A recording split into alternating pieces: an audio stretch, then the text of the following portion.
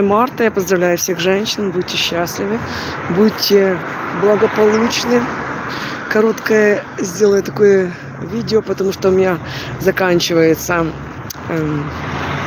зарядка в телефоне.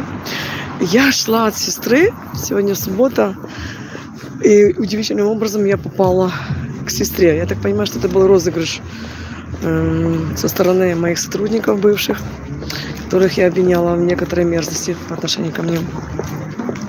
Вот. И эти сотрудники, одна из них накрасилась очень сильно, уродливо, можно сказать.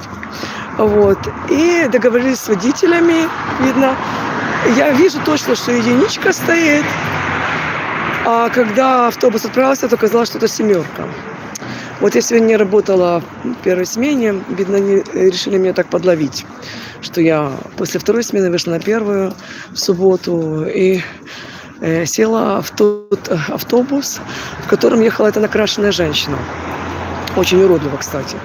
Якобы соблазнилась она. Я соблазнилась, да. Я же лесбиянка, якобы очень меня привлекла внимание эта уродливо накрашенная женщина. Вот. Ну, интересно, да.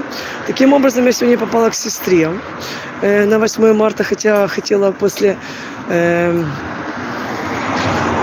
рабочей смены отдохнуть, но не получилось. Не дал дьявол мне отдохнуть. Вот. Ну, ладно, я покорилась Богу. Мне на первую смену. Я понимаю, что мне хотят скомпрометировать, что якобы я там неадекватна, я падаю на женщин. И это все для меня отвратительно. Я знаю, что Свинцицкая Зоя об этом распространяет мерзость. Я сегодня поговорила с сестрой.